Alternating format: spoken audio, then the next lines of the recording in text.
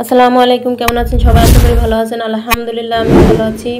আজকে একটি ছেলে বাবুদের প্যান্টের হ্যামমেড একটি ডিজাইন করব, সবাই মনোযোগ দিয়ে দেখবেন।